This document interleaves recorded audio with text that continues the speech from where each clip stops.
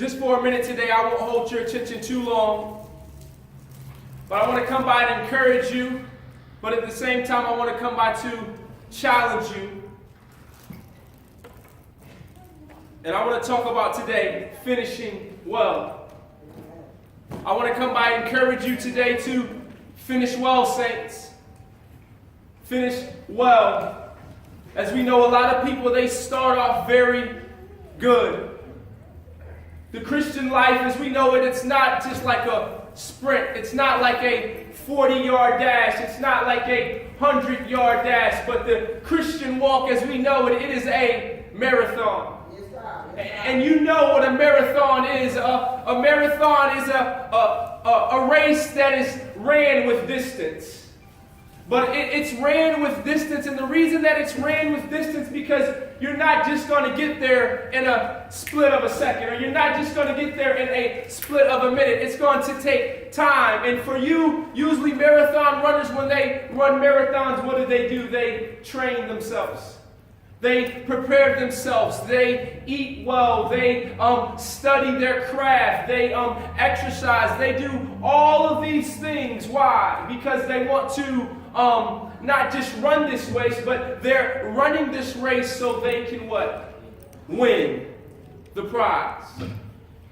Church, I want to come by and encourage you today and ask you today, is that you today? Or are you living in light of a way that this is what you want to do?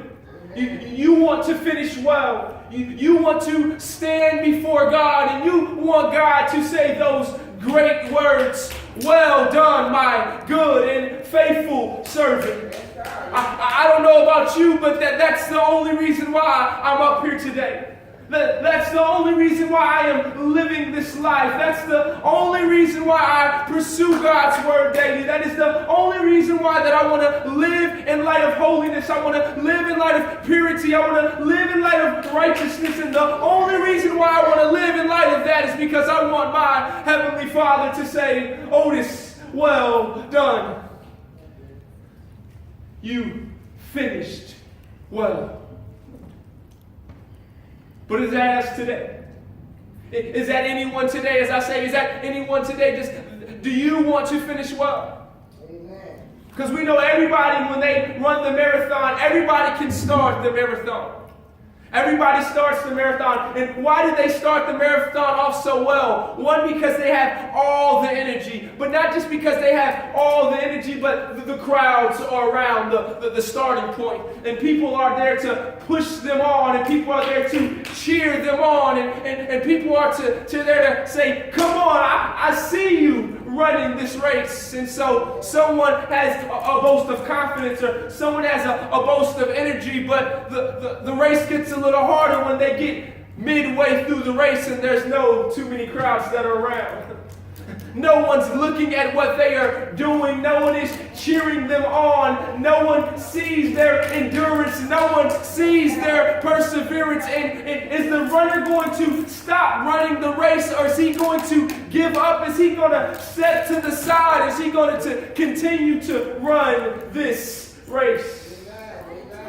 Church, I want to come by and encourage you today. The Christian life that we live is to be run as a marathon. And this is what Paul is talking about here in 1 Corinthians chapter 9. As he is encouraging the Corinthians, he is using an example of running a race. Well, lest I hold you too long, I want to give you a quote. C.S. Lewis quotes, and he says, "If I find myself desires which nothing in this world can satisfy, the only logical explanation is that I was made for another world." Amen. I'll say that again. He says, C.S. Lewis says, "If I find in myself desires which nothing in this world can satisfy, the only logical explanation is that I was made for another world." This quote here has so much weight to it when we lay bare before the statement what Paul, when we lay bare before the statement what I am talking about today, finishing well. Because to finish well, you have to be consistent in what you are doing. But if you're not careful, consistency without a right heart behind it can get caught up into complacency. And complacency can lead to laziness, and laziness can lead to forgetfulness, and forgetfulness can lead to unfaithfulness, church. And when it leads to unfaithfulness, which can lead to not finishing it all, let alone finishing well. So as we look at these verses, I just want to go over these verses and see what Paul is saying here and how to encourage us as believers, how we can finish this race, this Christian life well for Christ. The first thing, let's look at verse 24. Paul says, don't you realize that in a race, everyone runs, but only one person gets the prize, so run to win.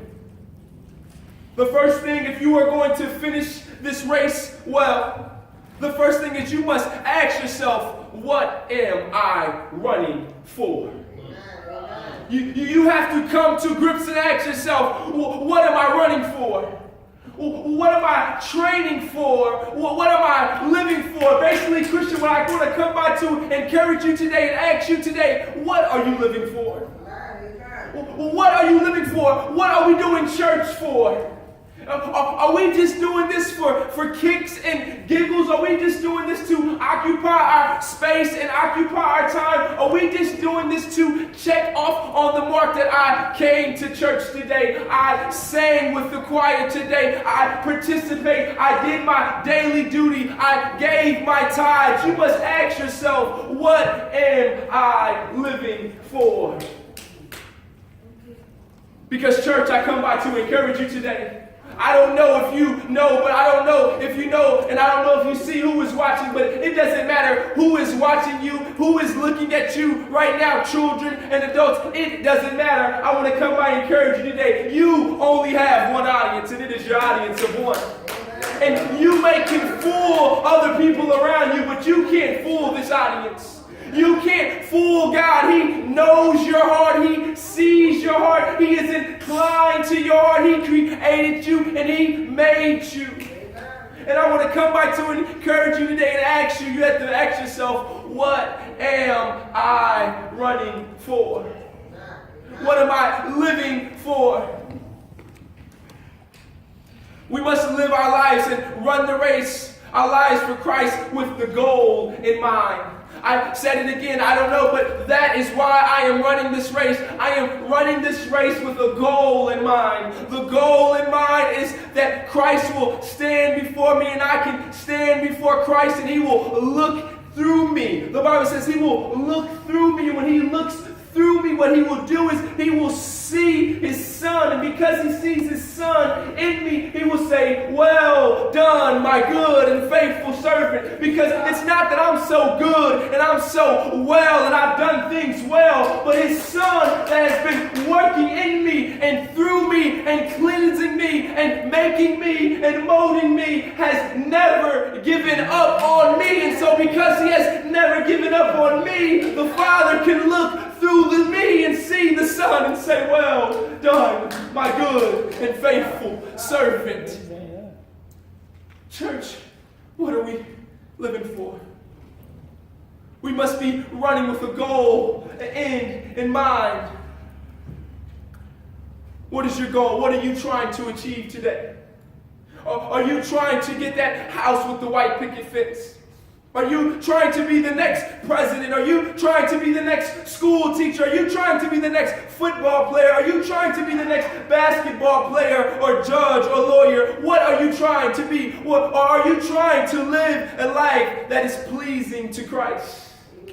Now, young folks and young children, I want to come by and encourage you. There's nothing wrong with being an athlete. There's nothing wrong with being a judge. And there's nothing wrong with being a lawyer and all of that. All of those things are good. But just don't put those things in a high esteem of the God that gave you the gifts to do the things that you can do. Or are you trying to live a life that is pleasing to Christ? And all you do, knowing that you're not perfect, but you're striving for holiness. You're striving for righteousness. You're striving for godliness, what Christ calls us to do. There was a rapper by the name of Nas. And he made a song with little boys and little girls, and they had a song, and the chorus said, I know I can be what I want to be. If I work hard at it, I'll be where I want to be.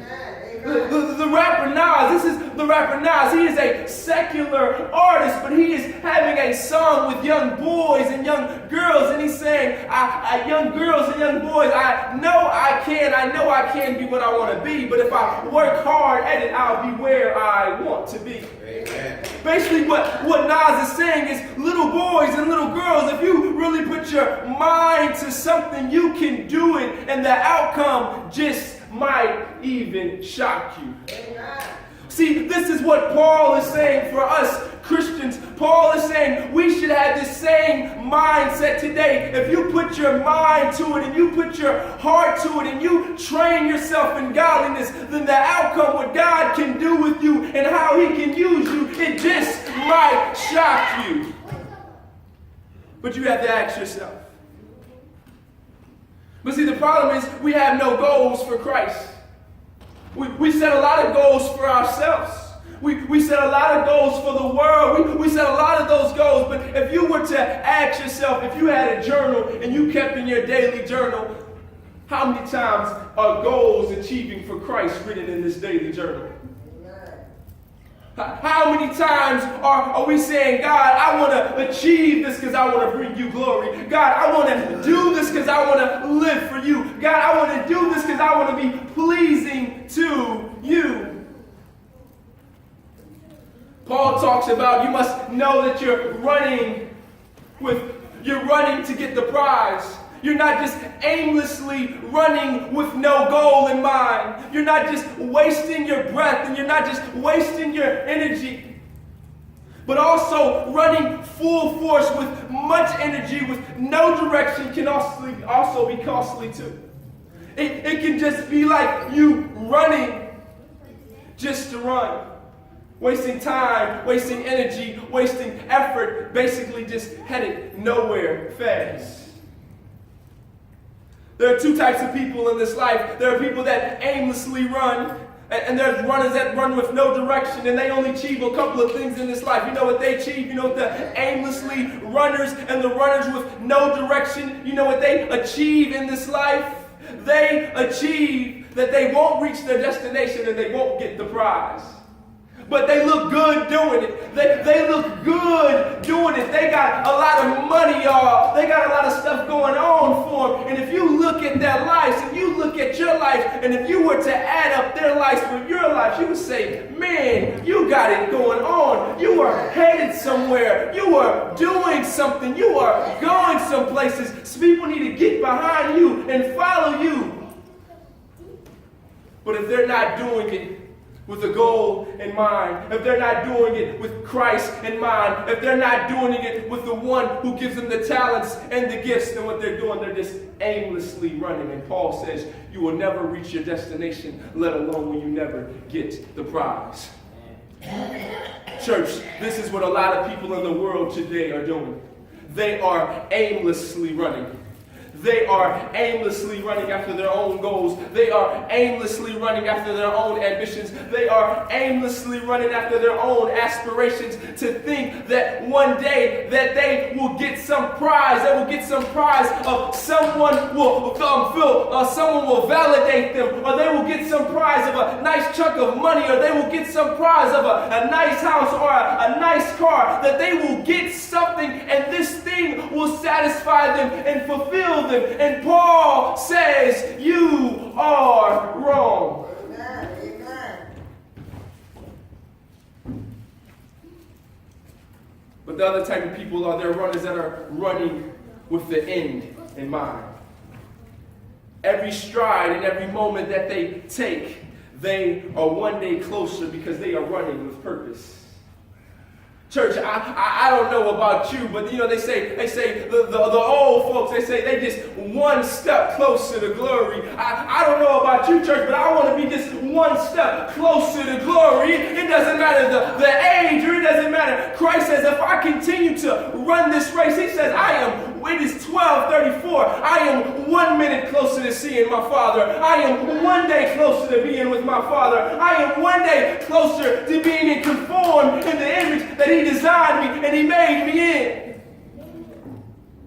And that's why I want to run this race. I'm not just running this race just to run it so people can say, oh, look at Brother Otis. I'm running this race because I want to get the prize, but I want to glorify my Father in doing it. Amen. The second thing is, let's look at verse 25. Verse 25 says, all athletes are disciplined in their training.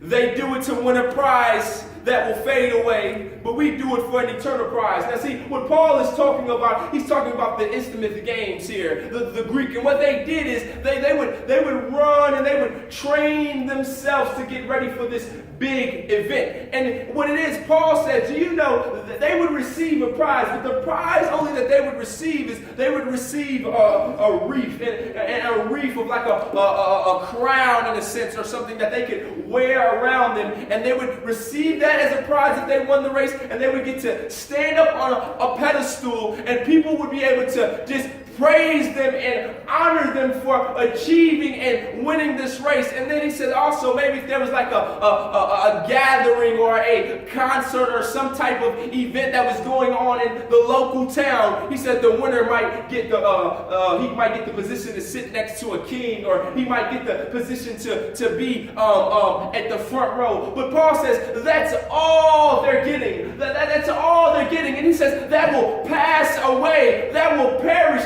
That will go away. And he says, do you understand how hard that these workers, what they sacrificed and what they did, the diligency and what they abstained from and what they kept away from just to earn a corruptible prize? He says, how much more for us as Christians, as believers, to train ourselves to know that one day we will get an incorruptible crown, an incorruptible prize. How much more us to run this race? How much more for us to be disciplined? How much more for us to train ourselves? So the second thing is, if you want to finish well, you must be disciplined. But to be disciplined in your training, you've got to train properly. I'll say that again. To be disciplined in your training, you've got to train properly. Athletes, when they train, they are set up on diets. And the reason why they're set up on diets is because the diet is to help and to encourage and challenge the athlete to challenge himself that, hey, if you stay on this diet, the end product is going to be worth the sacrifice. Yeah. But you got to stay on this diet. You've got to follow this routine. You can't be lazy. You can't go lackadaisical on me. You got to continue to stay with this diet. You never see a football player or a wrestler or a boxer, if he is trying to make weight, eating nothing but sweets or fat foods or desserts. You never see an athlete doing this. No, it's unheard of. They won't make their weight that they're trying to make. But how will they make their weight? By eating healthy foods, fruits and veggies and clean foods. So if this is the case for an athlete, why do we think it's different for us in our spiritual walk, church? If for an athlete, their diet has to consist of clean foods. It has to consist of good stuff that will help them and give them nutrients and build up the muscle. How much more and why do we think it's different for us? We think that we can partake in anything. We think that we can indulge in anything, whether if it's pleasing to God or displeasing to God. And we think we can obtain the same results. Nope. We think we can obtain the same results as one that is spending that deeper time to get intimacy, that deeper devotion, that wisdom with God, that faithful saint. We think that we can get those same results by not following the same spiritual diet. Amen. Come on to encourage you today, church. You can't. Not only can you can't, but Paul will say you're just aimlessly running. Meaning you're just doing it just to be doing it. You're just going through the motions. So basically basically just going to church, going through the motions with no heart posture and no life fully surrendered and devoted to Christ. What Paul is saying is you're no more than a car that sits in a garage. Just because he sits in a garage is he called a car. Basically what Paul is saying is your heart has to be devoted and surrendered and disciplined and trained. And when you have that mindset in you, then you will see and you can understand. And you will get your results. And the results you will get will be godliness. But you have to train. You can't just live your life doing anything that you want to do and thinking, oh yes, God will forgive me. God is gracious. Yes, God will forgive you. He will forgive you for the sins, but you still will have to deal with the consequences. Amen.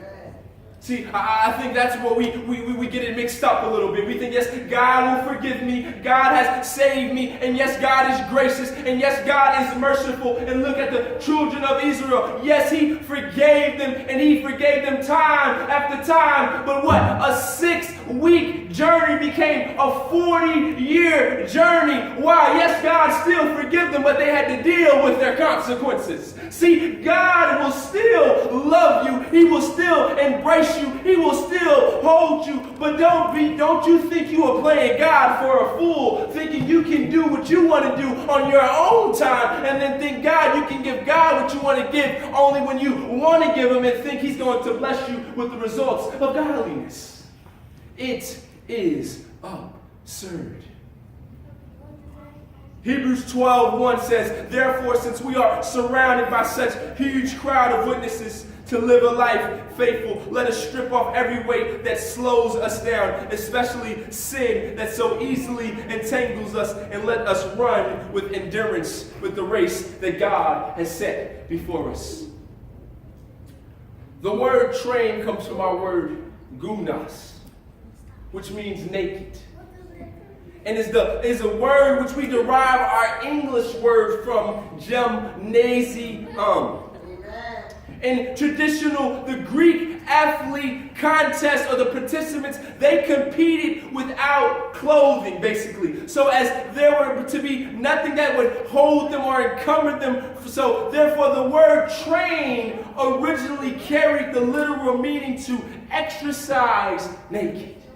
So what Paul is saying is, he's saying we are to train and we are to discipline ourselves. So he's saying we are to exercise naked. What is Paul saying here? What he's saying here is what Hebrews is saying. He's saying, therefore, since we are surrounded by such huge crowd of witnesses of life, of faith, let us strip off every weight, everything that slows us down, everything that holds us. The reason why they were training with nothing on, because they wanted nothing to hold them back to get the results that they wanted. And to get the results that they wanted, they needed to lay off some things.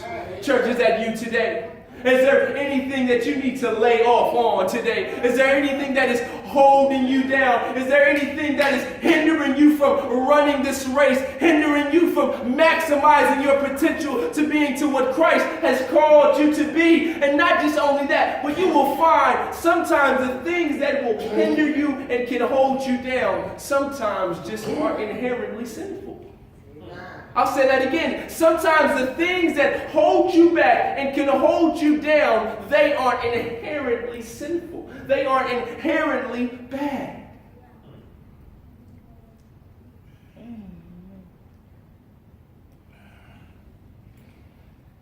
And so this is the case. And we must understand that the Greeks They were dedicated to train for the competition, that they wanted nothing to weigh them down or stop them. That is what Paul is saying for us as believers. This mindset, let this be in us. That nothing should hinder us, nothing should stop us from properly training, meaning living or exploring God's maximized potential for His glory and our greater good. We must ask ourselves again, what is weighing us down?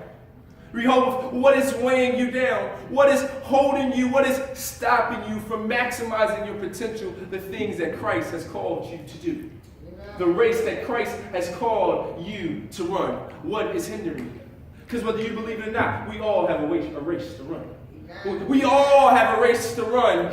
But God might call us in different places, in different areas of ministry or different areas in our life. But just because God didn't call you to be a preacher or a teacher or a minister, He called you to run the race for the glory of Him. And He called you to do that and live in light of His glory and live in light of His mercy and love others just like He loved them and serve others just like He served them. A lot of those things aren't inherently bad. Look at money. Money's not inherently bad. We just esteem and put it ultimate over God. And so when we esteem and put it ultimate over God, then what? We idolize it. And idolatry is what? That's sin. Amen.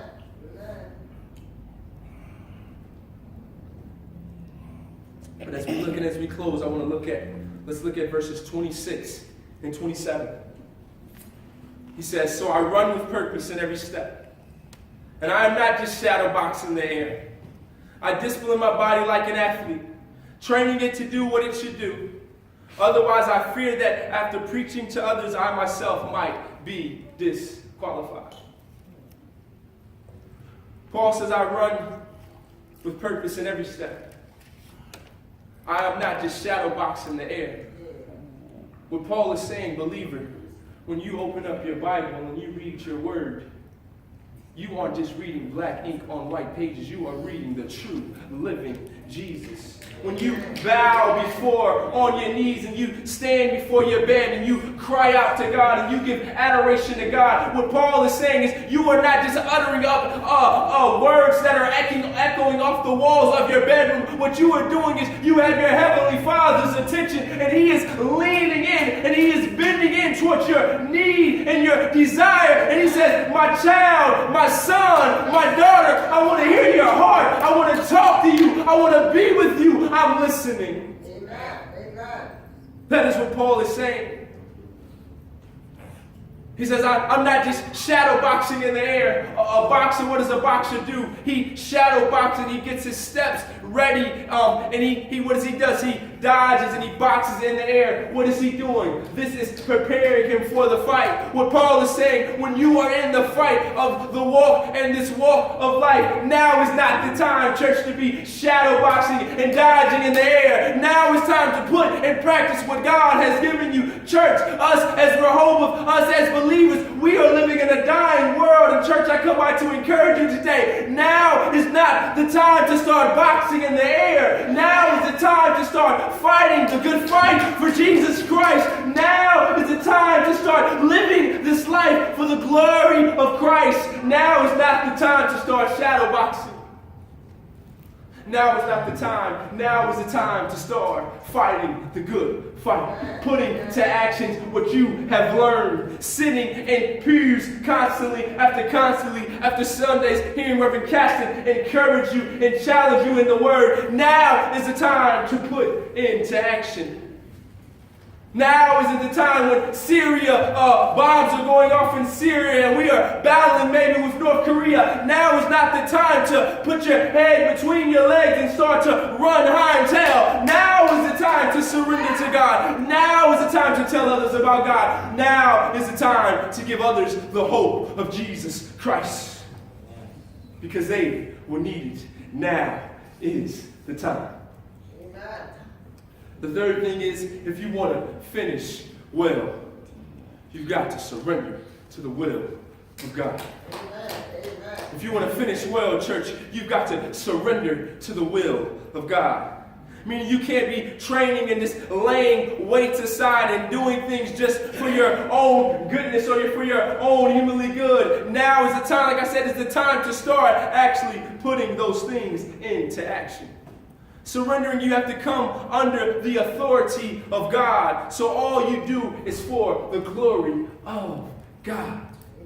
Surrendering to the will of God is saying everything that I do, everything that I train for, everything that I live for, everything that I pursue is for your glory, God. Is that our attitude today? Is that our mindset today? Do we live like everything that we do, we want to do it for the glory of God? Every pursuit, every desire, every aspiration, everything, every dream. Are we doing it for the glory of God? Amen. Is this mindset in us, church? It's a heart that is geared towards, with the lifestyle that reflects the same attitude. That's what it means to surrender to the will of God. If you are going to finish well, you must surrender. Amen. Paul says the athletes, they have to what? Bring their bodies under submission. So their bodies what? They train and work so hard and discipline so hard that what? There's what he's saying is that athletes train and discipline and sacrifice and do so much that their bodies start to work for them. Their bodies start to work for it. Their bodies start to do, it becomes a natural instinct of what they were actually training for. Church, us as Christians, us as believers, this is what Paul is saying. The more that you read your word, the more that you seek God, the more that you trust God, what he's saying is it becomes a natural instinct thing. And so when you are out there on the corner and you are just talking and you start talking about Jesus and the hope of Christ and the love of the Savior, it is not just you, but it is the Christ that is working in you. And what it is, because you have started to train your spiritual man. You have started to train your spiritual aspirations. You have started to train your spiritual intellect of what God is and who he is. So now it is just a natural outpouring of you doing what you have been trained, what you've been training to do. When you surrender, must surrender to the will of God. But one won't surrender if he sees no value and worth. Paul says, at the end of the day, I want you to examine and see, is Christ worth it? Amen. Is it really worth it?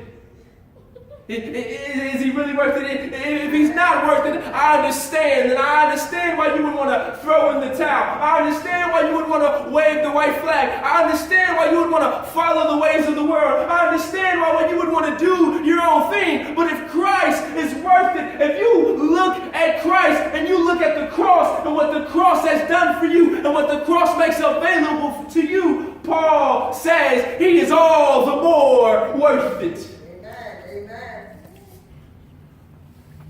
There was a song that said, when I survey that wondrous cross, when I survey the wondrous cross of where my Savior, Jesus, died for me, and I see him standing up on that hill, and I see him cling to a tree, and I see him nailed to a cross, and I see him pierced in his sides, bruised for my iniquities, put a crown of head, mocked for me, became shame for me. When I see all that he's done for me, Paul says that's all the more worth it. That's all the more worth it. That's all the more why I can surrender to the will of God. Amen. Church, I want to come by to encourage you, and I want to come by and ask you today. I have one question, and I'll ask you. Will you finish well? God bless you. Amen.